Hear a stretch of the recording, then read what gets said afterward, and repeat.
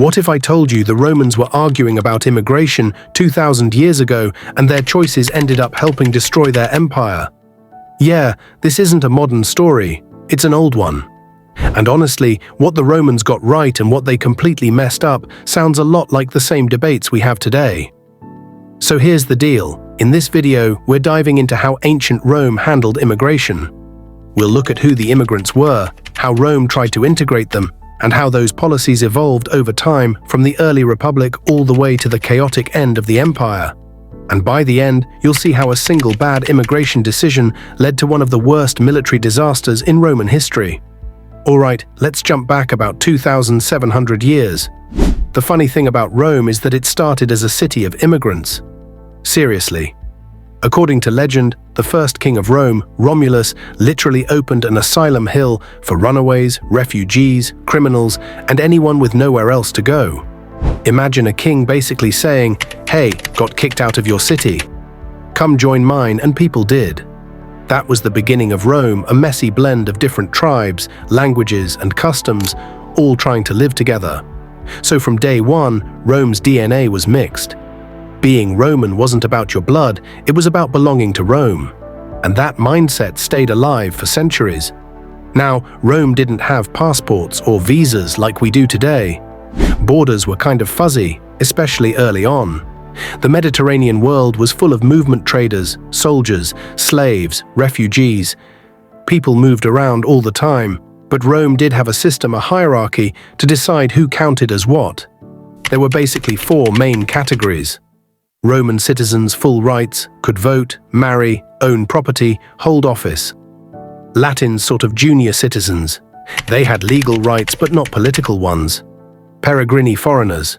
They could live and trade in Rome, but they weren't protected by Roman law in the same way. And freedmen, ex-slaves who earned or bought their freedom. They were technically citizens, but still carried social stigma.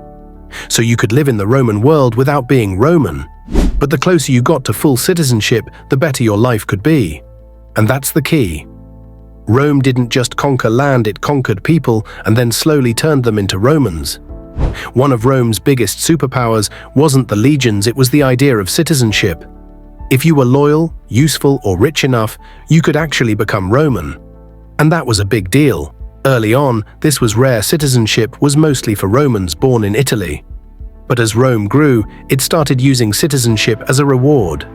Whole towns or tribes that helped Rome in wars might get Latin rights, or even full citizenship. It was basically the ancient version of a path to citizenship. Work hard, pay taxes, maybe fight in a legion, and your children could call themselves Roman. This was genius. It made people across the empire want to join Rome rather than destroy it.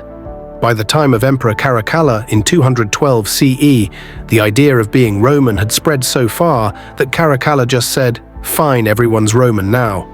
He passed the Constitutio Antoniniana, which made all free men in the empire citizens.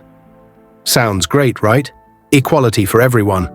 Except it was also a huge tax move. Caracalla needed more revenue, and citizens had to pay more taxes. Still, this moment symbolized what Rome had become, a globalized multicultural superstate. People from Spain, North Africa, Gaul, Greece, Syria, they were all legally Roman. You could walk through Rome's streets and hear dozens of languages. You could eat Egyptian grain, drink Spanish wine, and wear silk from China, all without leaving the empire. So immigration wasn't a side issue, it was the Roman Empire. But what about the borders, the front door of the empire? How did Rome handle new immigrants? Rome didn't really have walls at first. Later, emperors like Hadrian built them, the famous Hadrian's Wall in Britain, for example. But those weren't keep everyone out walls. They were checkpoints, trading posts, and military lines. Most migration was managed, not forbidden. Here's how it usually worked when a foreign group wanted to enter Roman territory. They'd ask permission sometimes to settle inside the empire as refugees or allies. Rome would vet them, decide if they were friendly or useful. If approved, they'd be disarmed, divided into smaller groups, and resettled far apart. In return, they might pay taxes or supply soldiers. Rome basically said, "You can live here, but on our terms." It worked surprisingly well for centuries. Rome turned potential enemies into loyal subjects, sometimes even into generals. Many famous Roman leaders had foreign roots: Spaniards, Gauls, North Africans, Syrians, you name it. So what went wrong? The short answer: scale. As the empire expanded, the flow of people never stopped. Traders, slaves, migrants, and refugees kept pouring in. For a long time, Rome could handle it. The army was strong, the bureaucracy efficient, the economy booming. But by the late 4th century, things got shaky. The army was overstretched, local economies were struggling, emperors were busy fighting each other instead of managing the borders. And that's when it happened, the moment that changed everything. In 376 AD, a massive group of people called the Goths showed up on the Danube River, the empire's northeastern border. They were running from the Huns, a terrifying new power sweeping across the steppe. The Goths basically begged the Romans, "Please, let us cross. We'll be loyal. We'll serve in your army. We just need safety." Now, Rome had a choice: reject them and risk them turning hostile, or let them in and try to control them. They decided to let them in. That alone wasn't crazy. Rome had done this before, dozens of times in fact, but this time they messed it up badly. The Roman officials on the border were corrupt. They didn't follow the usual process. They didn't disarm the Goths. They didn't split them up. They let an entire people, armed, hungry, desperate, settle together inside the empire. And then, to make it worse, the local Roman commanders started exploiting them. They sold them rotten food at sky-high prices. Some even sold Gothic children into slavery in exchange for dog meat. You can imagine what happened next. The Goths rebelled. In 378 AD, the Roman Emperor Valens marched out to teach them a lesson. He thought the Goths were disorganized and weak. Spoiler, they weren't. At Adrianople, in modern-day Turkey, the Roman army got annihilated. Valens was killed, possibly burned alive inside a farmhouse. It was one of Rome's worst defeats ever. The Goths didn't just beat a Roman army, they shattered the myth of Roman invincibility. And all of it started with a bad immigration decision. Rome accepted too many people, too fast, with too little oversight. After Adrianople, the floodgates opened. Other tribes, Vandals, Franks, Alans, Suebi, saw what happened and thought, hey, we can do that too. They started crossing Rome's borders in droves, not as conquerors at first, but as refugees, migrants, and mercenaries. Rome tried to absorb them. Sometimes it worked, other times it didn't.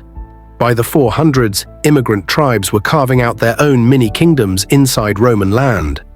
One group of Visigoths even sacked Rome itself in 410 AD, the first time the city had fallen in nearly 800 years. It was the beginning of the end. Here's the thing, Rome used to be amazing at integration. But by the late Empire, that skill was gone. Why? Because the system that made it work, strong government, stable economy, loyal army, was collapsing. Earlier, Rome had the power to enforce rules, teach new arrivals the language, religion, and laws, and turn outsiders into insiders. But by the 4th and 5th centuries, Rome was too weak to manage that. Immigrant groups stayed separate, loyal only to their own leaders. They were inside the empire, but not really part of it. And that's when Rome's diversity turned from strength into division. You might think Rome would learn its lesson, but no. After Adrianople, emperors tried to tighten control. In Constantinople, for example, they created an official called a quaesitor, basically an ancient immigration officer. His job was to check who entered the city and to make sure unemployed newcomers were either given jobs or kicked out. It was the Roman version of no loitering. The empire also started restricting travel. Peasants were tied to their land to make sure food production didn't collapse. Soldiers couldn't change units without permission. Mobility, once Rome's strength, was becoming a liability. The early republic used immigration to grow stronger. New citizens meant new soldiers, taxpayers, and innovators. But in the late empire, when control weakened, immigration exposed every crack in the system, from corruption to inequality to bad leadership. You could say Rome didn't fall because of immigrants. It fell because it forgot how to integrate them. And honestly, that's kind of timeless, right? The Roman Empire's story isn't just about swords and sandals, it's about people trying to belong. The Romans believed anyone could become Roman if they worked, fought, or assimilated enough. That idea that identity can be earned was revolutionary. It's one reason Rome lasted so long. But it only worked as long as Rome kept its promises: fair treatment, opportunity, and stability. When corruption replaced fairness, when greed replaced good policy, the whole thing unraveled. By the end, Roman meant almost nothing, and that's when Rome stopped being Rome. If you zoom out, Rome's immigration story is basically a 1,000-year social experiment. They started as a city of outsiders. They built an empire by absorbing more outsiders, and they fell apart when they couldn't manage the flow anymore. In other words, immigration didn't destroy Rome, mismanagement did.